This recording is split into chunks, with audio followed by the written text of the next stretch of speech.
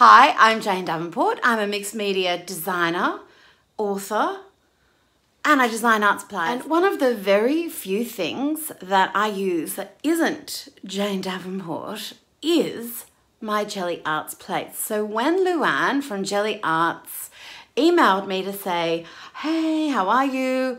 I was like, I have loved your products from the absolute get-go. I've been using them in my workshops, whenever I have friends over and we're doing like a group arty party. I think we need to do a Jane Davenport edition of this, and I have a few ideas. We started working together. I'm really happy to be showing you the Jane Davenport Gelli plates. But first, we need to put a bit of lipstick on our lips. Thank you, Jeffree Star.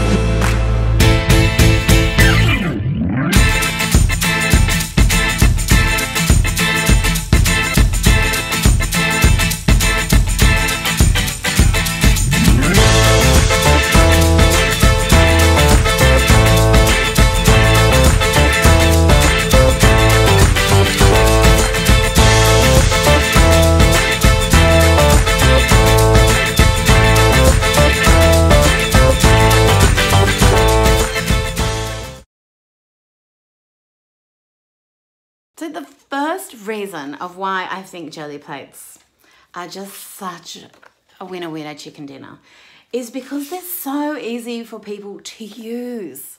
Number two is they're a fantastic background building tool. That's how I use them all the time. Really fun, bright backgrounds, really easily. But these are all layerable, just starting points for me. Again, you could just keep them as experimental color play, but oh, look at this. Oh, I just find the interaction of color so inspirational and as such a nice starting point for creating other artwork on top of it. In this particular journal, I'm filling the whole journal up with backgrounds. Every single page is radically different. So this is going to be a really cool journal. And then I'll come back through this, add faces, people, thoughts. I'll write in it. You know, it's all starting to happen. My gel plate set comes inside a fabulous clamshell casing that you can use as storage. So always put your Gelli plates back in those little clamshells. Your Gelli plate will come completely clean. It will be pristine and see-through. Mine has lots of paint on it because that's just the way they live with me. This is the reason I love them, and I can leave them like this until I'm ready to create again, and then I just end up with all these nice little leftover bits. But you also get one of the cute little mini seashell shapes as well, which is like a little mermaid scale. Again, yours will be completely clear.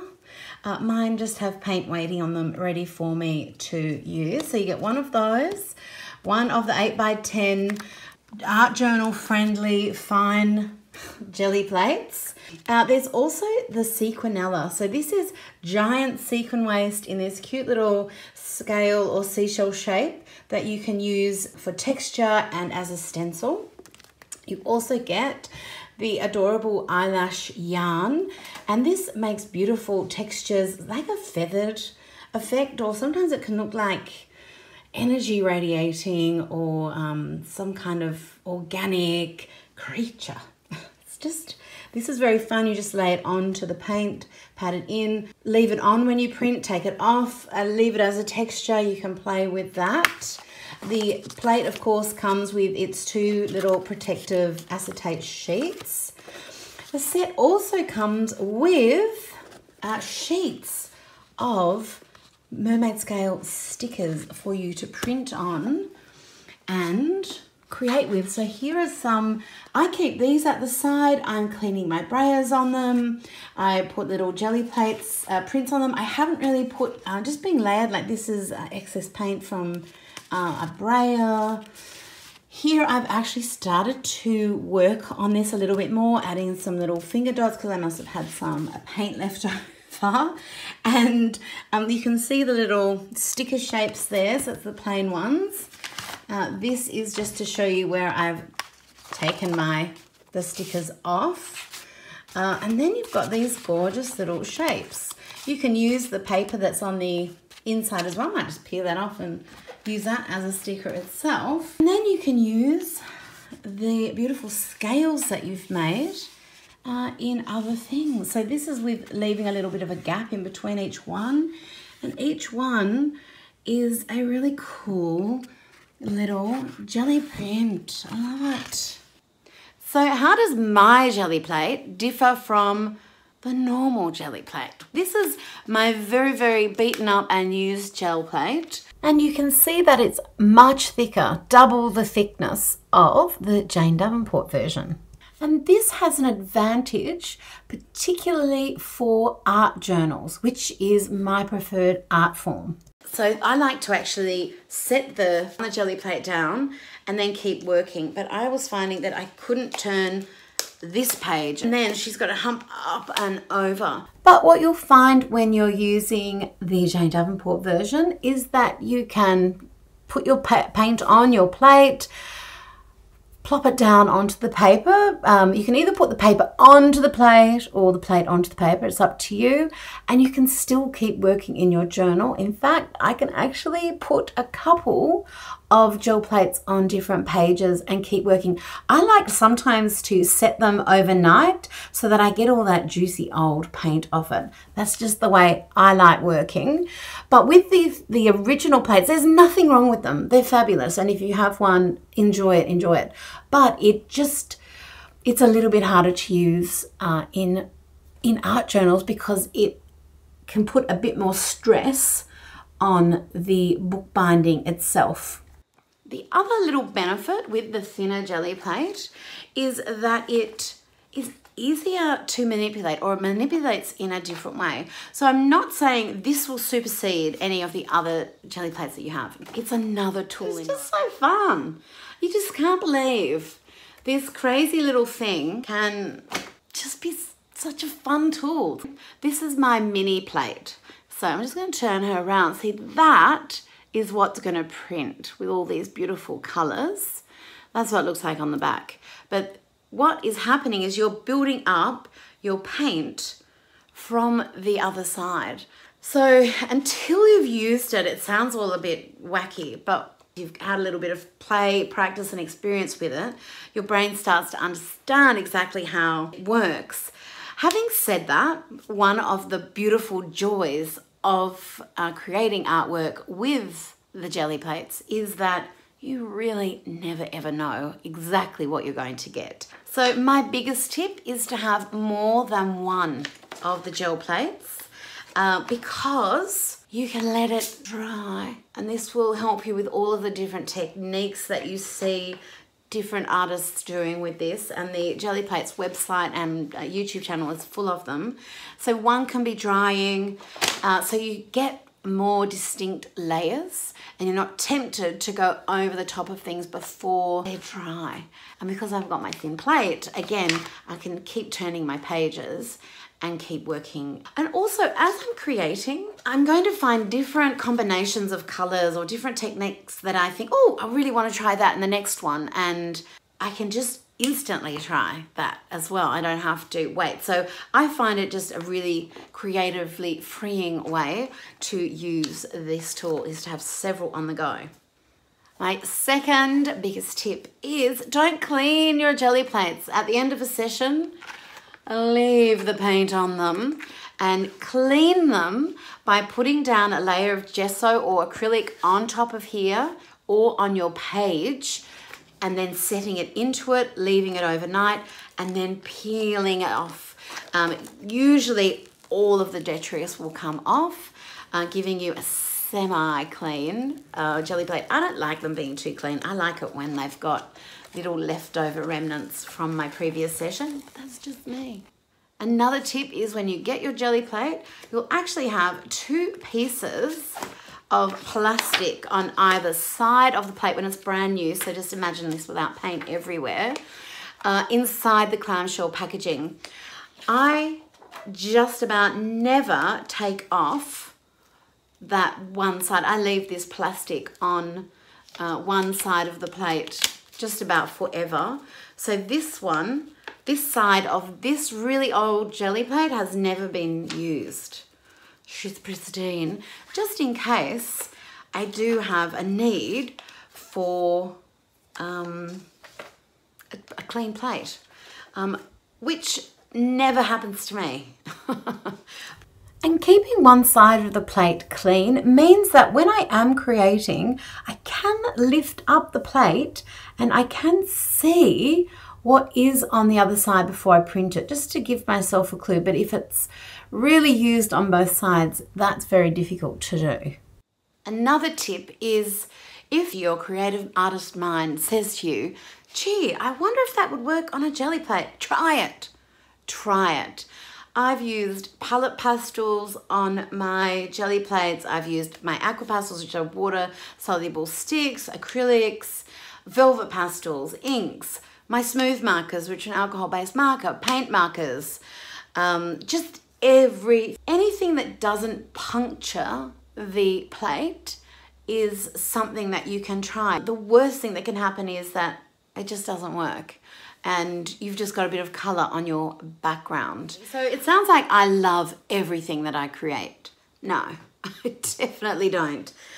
But when I look at the backgrounds that I'm creating, I'm really looking for pockets that I like. So just sections. So here, like I love what's happening here. I love what's happening here. A door. I'm just looking for little moments that are really going to make me happy.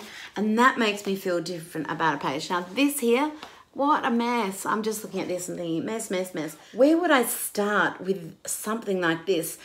A page that you don't like gives you so much creative freedom because I don't have to save any of it. I can just do whatever I like on top of this.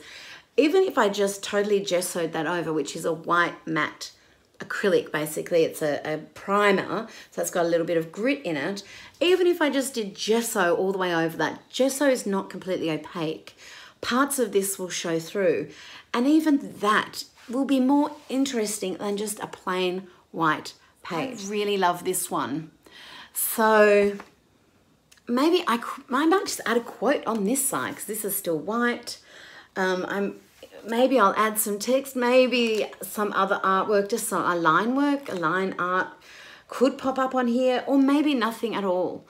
So I'm really looking forward to seeing how people use my collaboration with Gelli Arts. I cannot wait to see how the Gelli Arts designers use them, how my Davenpeeps use them, which are people who follow me in my Jane Davenport Mixed Media Facebook group. You're very welcome to join us as well. That is my favorite thing about my jelly plates is that you don't have to have a plan. You can just be creative, and it is a tool that will help you loosen up, get colors out of your soul that want to be combined. It will show you things on your paper, on your surfaces that you never thought would look good together, and yet there they are. It has effects that you couldn't paint. There's just something magical about it. And because of the way that it works, it's a flat surface. So even though it looks multi-dimensional and textured, it's actually pretty flat. It's pretty smooth, and that means you can keep adding other things to it. So it just opens up more creative opportunity, more art opportunity if you want to go there. You can also just live with your jelly prints as they are.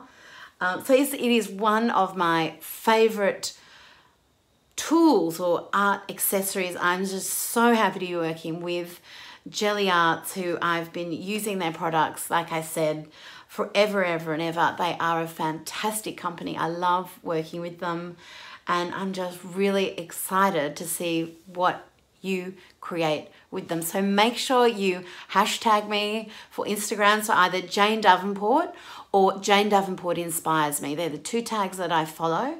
You can also hashtag it Jane Davenport Gelli Arts, and I'll get to see that as well. And you can see tons of different ideas on the Gelli Arts YouTube channel, on their Instagram as well, of course on my Instagram, my YouTube channel. I hope you subscribe to all of us. And join in on this fun. So